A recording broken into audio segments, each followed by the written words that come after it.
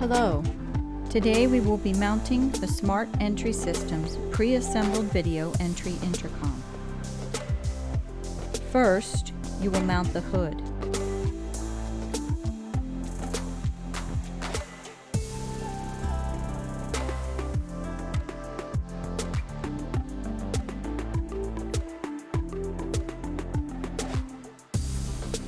Then, you will hang the box onto its arms. Make sure that you don't get any wires caught in the process. Drop in the 3 bolts. Secure with wing nuts.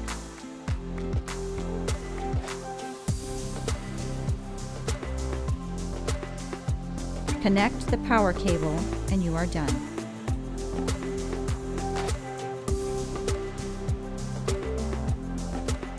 Thank you for watching.